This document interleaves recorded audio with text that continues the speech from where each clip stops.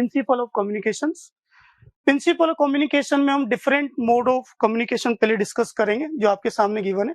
Ground wave communication जो few mega, अगर हम डेफिनेशन देखें ग्राउंड वेव मेगा कम्युनिकेशन की, तो less than few megahertz frequency के लिए ग्राउंड वेव कम्युनिकेशन का यूज किया जाता है।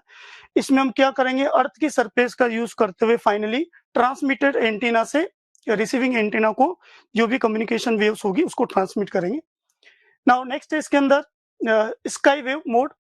इस स्काई वेव कम्युनिकेशन में mode of propagation using atmosphere of earth, जो अर्थ की डिफरेंट सरफेसेस होती है उनके TIR के कारण, उन सरफेसेस से TIR के कारण क्या होता है, स्काई वेव कम्युनिकेशन होता है। और ये होगा less than more than few megahertz to 30 megahertz frequency के बिटवीन। Space wave the mode of propagation using satellite in space, more than 30 megahertz जो फ्रीक्वेंसीज होगी उनके लिए हम क्या करेंगे, स्पेस वेव कम्युनिकेशन का यूज करेंगे। स्पेस वेव कम्युनिकेशन में एक और चीज इंपॉर्टेंट है, अगर मान लो डिस्टेंस बहुत कम है तो line of site communication LOS जो होता है उसमें भी स्पेस वेव कम्युनिकेशन का यूज किया जाता है ना। तो ये तीनों कम्युनिकेशन आपको याद रखना है, फ्रीक्वेंसी वाइज पूछा जा सकता, क्वेश्चन आ सकता है कि कौन सा कम्युनिकेशन इस फ्रीक्वेंसी रेंज में यूज किया गया है। नाउ हाइट ऑफ एंटीना, किसी भी एंटीना की जो मिनिमम हाइट होती है वो λ/4 होती है। जब लेमडा क्या है, lambda wavelength of carrier wave, याद रखना ना, जो लेमडा है, जो अभी हम एम्पलीट्यूड मॉड्यूलेशन भी पढ़ेंगे वहां पर हम carrier wave and modulating wave use करते हैं। तो जहां पर लेमडा की बात हो रही है यहाँ पर एंटीना की हाइट निकालने के लिए, इसमें लेमडा जो है कैरियर वेव है, कैरियर वेव की वेवलेंथ है।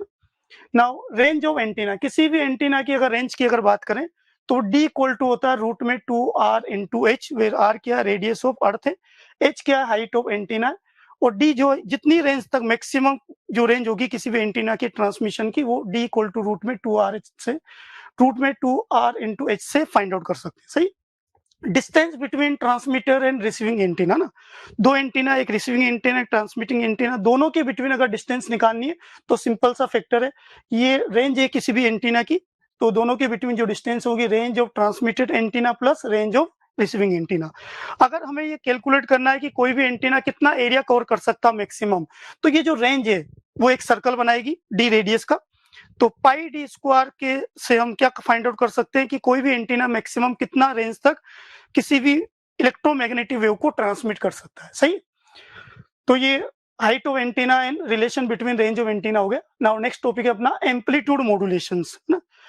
तो एम्पलीट्यूड मॉड्यूलेशन में हम क्या करते हैं, जो मैसेज वेव होती है जो कि आपको इक्वेशन में यहाँ दिखा रखी है AM sin ओमेगा t से, उसको हम सुपर इम्पोज करेंगे कैरियर वेव के साथ, और कैरियर वेव के एम्पलीट्यूड के साथ सुपर इम्पोज करेंगे ना। जो कैरियर वेव है AC sin omega c into T, और ये हमने यहाँ पर सुपर पोजिशन प्रिंसिपल का यूज किया, मैंने एम्पलीट्यूड जो कैरियर वेव का है उसको सुपर इम्पोज करवाया किसके साथ, मैसेज वेव जो कि AM sin ओमेगा टी, और ये पूरा function into sin omega T. यानी ये इक्वेशन बता रहा है कि जो रिजल्टेंट वेव बनेगी उसका जो एम्पलीट्यूड होगा वो टाइम के साथ वेरी करेगा, and using equation AC plus AM sin omega m into T से, और फाइनल जो वेव बनेगी जो कि एम्पलीट्यूड मॉड्यूलेटेड वेव होगी उसकी फ्रीक्वेंसी हो जाएगी ओमेगा c, है ना। और ये जो ओमेगा m है ये एम्पलीट्यूड जिस टाइप से वेरी करेगा उसकी फ्रीक्वेंसी, और यूजिंग इसको अगर हम आगे सोल्व करें तो AC को कॉमन लिया हमने, ये इक्वेशन बनी, सबको पता है कैसे बनी होगी।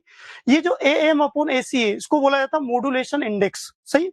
तो ये मैंने AM अपॉन AC को रिप्लेस कर दिया, और ये जो ट्रिग्नोमेट्रिक फंक्शन उसको 2 से डिवाइड और मल्टीप्लाई करके हमने फाइनली इक्वेशन को सोल्व किया, तो ये resultant equation I using trigonometric equation. सही। तो फाइनल जो वेव निकल के आई है एम्पलीट्यूड मॉड्यूलेशन वेव, इसमें अगर हम हर फैक्टर को देखें तो ये ओमेगा c फ्रीक्वेंसी का फैक्टर है, ये omega c minus omega m का, ये omega c plus omega m का। तो क्वेश्चन पूछा जाता है कि जो रिजल्टेंट इलेक्ट्रोमैग्नेटिक वेव होती है उसमें कौन कौन सी फ्रीक्वेंसी इंक्लूड होती है, तो मैं कह सकता हूँ ओमेगा c, अगर हम एंगुलर फ्रीक्वेंसी लेते चले तो omega c minus omega m and omega c plus omega m। तो कौन सी फ्रीक्वेंसी इंक्लूड नहीं है इसके अंदर, अगर हम सिंगल फ्रीक्वेंसी की बात करें तो ओमेगा m फ्रीक्वेंसी इंक्लूड नहीं है। ये जो omega c minus omega m इस फ्रीक्वेंसी को बोला जाता है लोअर साइड बैंड फ्रीक्वेंसी है, और जो omega c plus omega m इसको बोला जाता है अपर साइड फ्रीक्वेंसी। और इन दोनों का जब डिफरेंस निकालोगे तो फ्रीक्वेंसी वाइज अगर देखें तो उसको बोला जाता है बैंड विड्थ, जो कि इक्वल टू आएगा 2 इंटू FM के इक्वल। सही। अभी हमने देखा मॉड्यूलेशन इंडेक्स जो होता है वो AM अपॉन AC होता है, इसको मैं इस तरह से भी लिख सकता हूँ यहाँ पर अगर देखें तो मैक्सिमम एम्पलीट्यूड जो होगा, जो रिजल्टेंट एम्पलीट्यूड मॉड्यूलेशन वेव बनेगी वो AC प्लस AM देगी, बिकॉज साइन ओमेगा टी की मैक्सिमम वैल्यू 1 होगी तब, है ना। और मिनिमम जो एम्पलीट्यूड होगा उस वेव में, फाइनल जो वेव बनेगी उसमें AC माइनस AM होगा, बिकॉज साइन ओमेगा टी की वैल्यू -1 होती है ना। तो फाइनली हम एम्पलीट्यूड मॉड्यूलेशन वेव में अगर हम मॉड्यूलेशन इंडेक्स का एक और फॉर्मूला लिखें तो उसको मैं लिख सकता हूं maximum amplitude minus minimum divide by maximum plus minimum. इसको आप सोल्व करोगे तो फाइनल ये रिजल्ट निकल के आएगा। सही। Now total number of channels, अगर मान लो कोई भी कम्युनिकेशन सिस्टम आपको बनाना है जिसमें किसी भी कंपनी ने अगर कोई बैंडविड्थ अलॉट कर रखी है आपको कि टोटल बैंडविड्थ है इतनी, और जो एक रेडियो स्टेशन है उसकी बैंडविड्थ है इतनी, तो number of channels equal to होंगे total bandwidth divide by bandwidth of modulation wave, जो कि अभी हमने देखा 2 FM के इक्वल है ना। नाउ कंडीशन ऑफ डीमॉड्यूलेशन, अगर हम डीमॉड्यूलेशन सर्किट की बात करें तो उसमें एक RC सर्किट होता है प्लस रेक्टिफायर के साथ, जिसको हम फिल्टर भी बोलते हैं। उसके लिए कंडीशन है उस RC सर्किट की कि जो FM है, जो फ्रीक्वेंसी ऑफ मॉड्यूलेशन वेव है, वो लेस देन 1/RC होना चाहिए, या फिर 1/RC less than equal to 1 FC होना चाहिए। ये कंडीशन आपको याद रखना, जेईई मेन में क्वेश्चन आ चुका है इस पर। ये डायरेक्ट अगर हमें फ्रीक्वेंसी और मैसेज वेव फाइंड आउट करना है तो ये फॉर्मूला जो आपके सामने FM equal to 1/2 pi mu, जो कि मॉड्यूलेशन इंडेक्स है, इंटू R इंटू C से आप डायरेक्ट क्या कर सकते हो, FM की वैल्यू फाइंड आउट कर सकते हो। या फिर हो सकता है कि क्वेश्चन में आपको इस कंडीशन को लेते हुए आंसर कहीं ना कहीं टिक हो जाए ना। तो ये हमने एम्पलीट्यूड मॉड्यूलेशन की बात की। अब आगे चलते हैं, एक क्वेश्चन लेते हैं। Maximum amplitude of amplitude modulation wave आपको गिवन है 12 volt and minimum amplitude equal to given है 3 वोल्ट। नाउ फाइंड आउट करना आपको मॉड्यूलेशन इंडेक्स क्या होगा। तो जैसा कि अभी हमने थोड़ी देर पहले कंडीशन देखा कि मॉड्यूलेशन इंडेक्स इक्वल टू होता है maximum amplitude minus minimum amplitude divide by maximum amplitude plus minimum amplitude. वही फॉर्मूला हमने यहाँ पर यूज किया है और फाइनली इसकी वैल्यू फाइंड आउट की तो 0.6 के इक्वल आया। सही।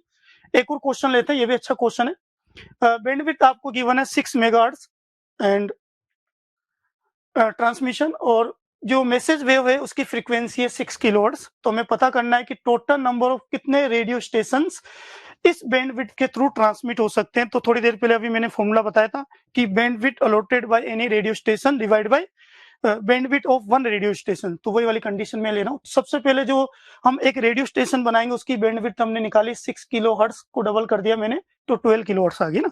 ये 2 FM के इक्वल आया, और जो बैंडविड्थ टोटल अलॉटेड है वो 6 मेगा है, तो उन दोनों को डिवाइड करेंगे then it is equal to 500 radio station, यानी 6 मेगाहर्ट्ज फ्रीक्वेंसी के अंदर 12 किलोहर्ट्ज फ्रीक्वेंसी के कितने रेडियो स्टेशन आ सकते हैं, तो इट इज इक्वल टू 500। सही। नाउ एक और क्वेश्चन लेते हैं। इसमें आपको amplitude modulation wave equation given है क्वेश्चन में। देखो ये क्वेश्चन है, आपको फाइंड आउट करना है कि साइड बैंड फ्रीक्वेंसीज क्या होगी, और गिवन है कि पाई इक्वल टू 22/7 लेके चलना। अभी थोड़ी देर पहले हमने डिस्कस किया था कि अपर साइड बैंड फ्रीक्वेंसी अगर हम देखें तो omega C plus omega M होती है। इसको अगर मैं ओनली फ्रीक्वेंसी में कन्वर्ट करूं तो FC प्लस FM होगी ना। इसी तरह से लोअर साइड बैंड फ्रीक्वेंसी होगी FC माइनस FM। तो यहां से अगर हम देखें तो ये क्या है, ये जो है ये ओमेगा M है,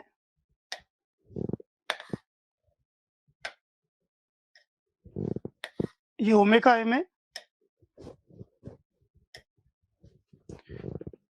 ये ओमेगा M है, और ये क्या है, ओमेगा C है। तो यहाँ से हम इस इक्वेशन से, ये ओमेगा C है और ये है ओमेगा M, तो यहाँ से हम FC निकालेंगे और यहाँ से हम FM निकालेंगे और यहाँ से हम FC निकालेंगे, और जो अपर बैंड होता है वो होता है FC प्लस FM, और दोनों की वैल्यू पुट कर देंगे साथ में। इसी तरह से लोअर साइड बैंड जो होता है वो FC माइनस FM होता है।